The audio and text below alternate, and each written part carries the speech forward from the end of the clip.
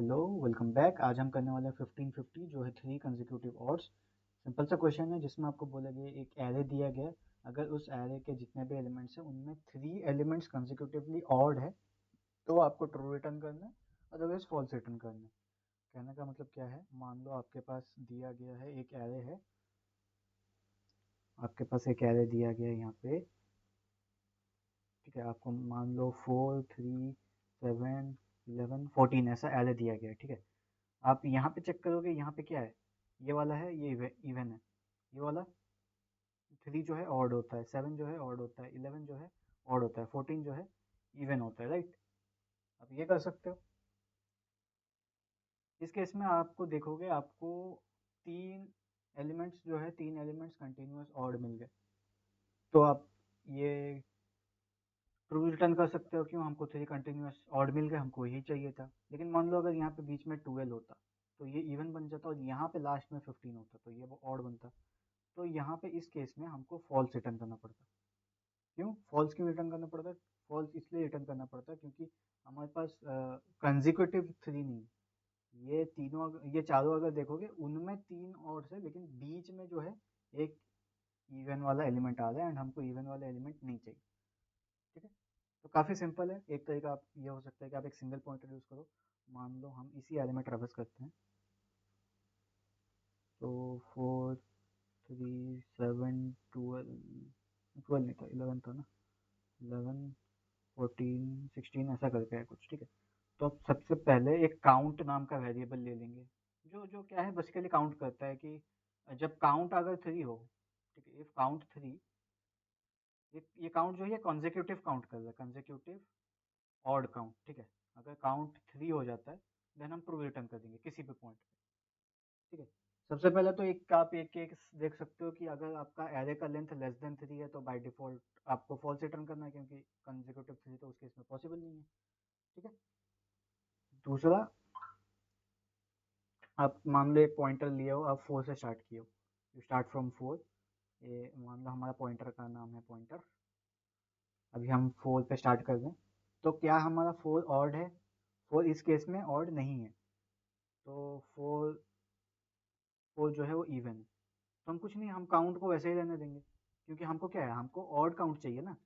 Odd count अब तक 0 आया है, तो हम नेक्स्ट वाले एलिमेंट पे जाएंगे। हम यहाँ से पॉइंटर हटा के यहाँ आ जाएंगे। ठीक है, यहाँ आने के बाद हम अभी दोबारा चेक करेंगे, 3 3 जो है वो ऑड है, तो हम क्या करेंगे, काउंट बढ़ाएंगे। क्यों?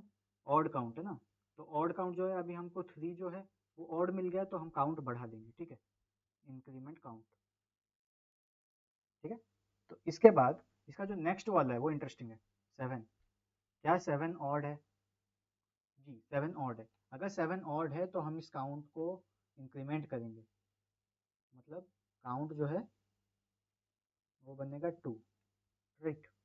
क्योंकि हमारा ऑड काउंट अभी कितना बन गया है, हमारा ऑड काउंट जो है वो अभी बन गया है 2, मतलब कंजिक्यूटिवली 2 ऑड्स आ गए हैं। ठीक है, अब इस केस पे नेक्स्ट वाला एलिमेंट मान लो अगर 12 होता तो वो इवन हो जाता, तो उस केस में हमारा जो नेक्स्ट एलिमेंट है वो जो है, ठीक है, मान लो हमारा नेक्स्ट एलिमेंट अभी 12 हो जाता, तो हमारे उस केस में जो काउंट होता वो हम वापस काउंट को 0 कर देते। क्यों? क्योंकि हमको कंजिक्यूटिव 3 चाहिए था ना, बट हमको एक इवन मिल गया, तो हम उसको वापस से 0 कर देंगे। जहाँ इवन मिला 0 कर दो, और जहाँ ऑड मिला इंक्रीज करना है, बस इतना ही काम है। और दूसरा चीज़, हमको हमेशा पिछला वाले का अपडेट रहना है। ठीक है, काउंट कुछ भी हो जाए, काउंट बस तभी अपडेट होगा जब ऑड होगा, और ऑड भी तब जब पिछला वाला। ठीक है, वरना जब इवन इवन एनकाउंटर हो जाए तो 0 कर देना। तो अभी इस केस में हमारे पास क्या है, इस केस में हमारे पास 11, नेक्स्ट एलिमेंट जो है 11, तो हम 11 आए, 11 ने बोला ऑड है, तो उस केस में काउंट बन के क्या हो जाएगा, काउंट बन के हो जाएगा 3, और जैसे ही काउंट 3 हुआ हमको ट्रू रिटर्न कर देना है। ठीक है, सिंपल। क्योंकि हमारे को 3 कंसेक्यूटिव चाहिए थे।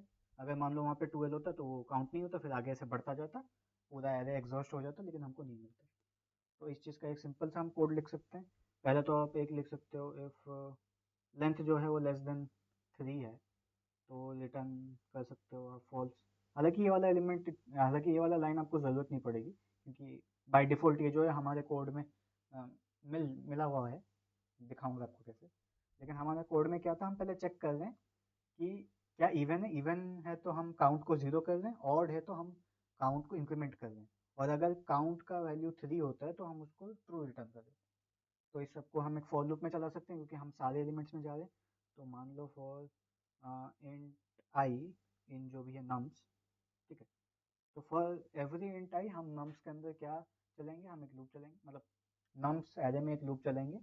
उस लूप में हम हमेशा चेक करेंगे क्या चाहिए। पहले तो हमको काउंट नाम का एक वेरिएबल लेना पड़ेगा, मान लो इंट काउंट है, ये 0 पे है, ठीक है। तो हम क्या करेंगे, इफ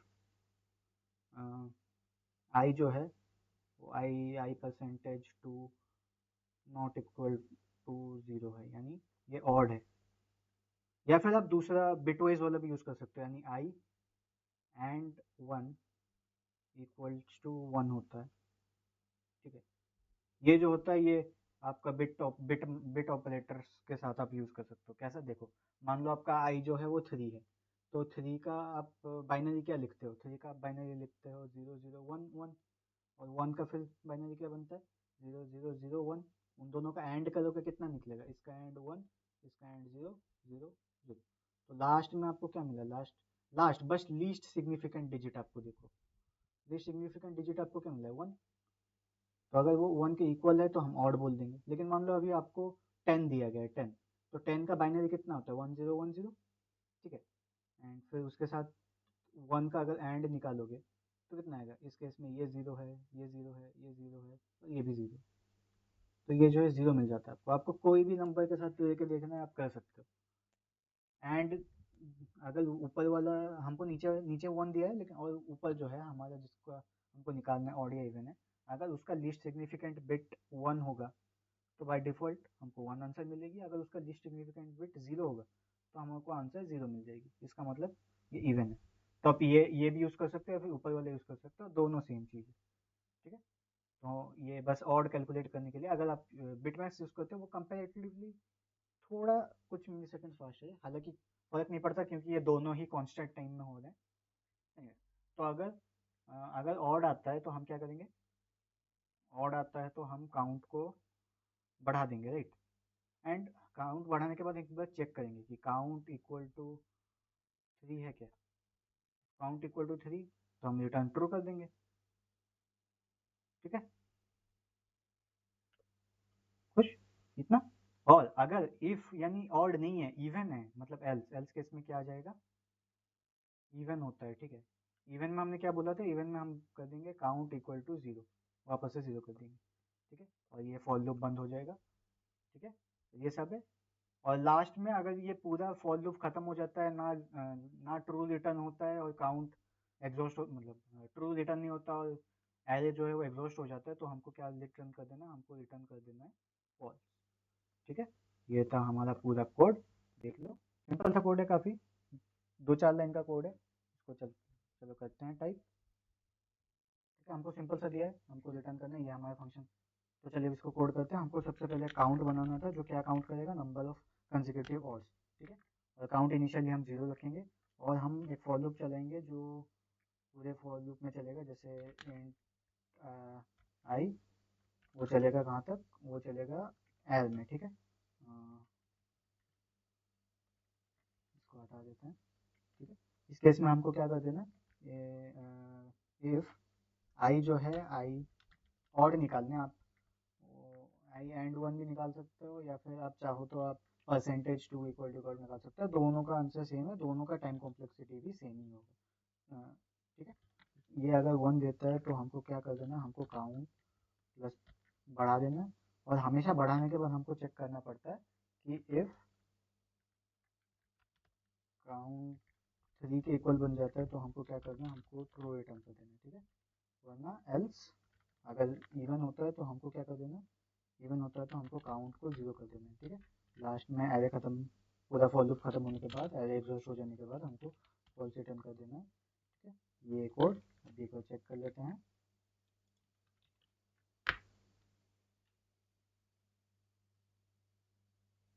ठीक है।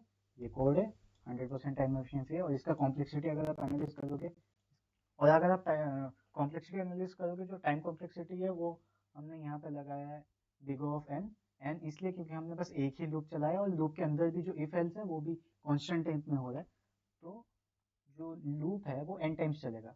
एन जो है वो लेंथ है एरे का, ठीक है, बिग ऑफ एन। और स्पेस कॉम्प्लेक्सिटी जो हो गया वो कांस्टेंट में आया है, क्यों? क्योंकि हमने बस एक वेरिएबल यूज किया है जो है काउंट नाम का, और बस उसी को बार बार हम इंक्रीमेंट या डिक्रीमेंट कर रहे हैं और ज़्यादा कुछ मेमोरी यूज़ नहीं कर रहे, तो बिग ऑफ वन बन जाता है हमारा स्पेस कॉम्प्लेक्सिटी। तो ये था आज का कोड, मिलते हैं नेक्स्ट वीडियो में।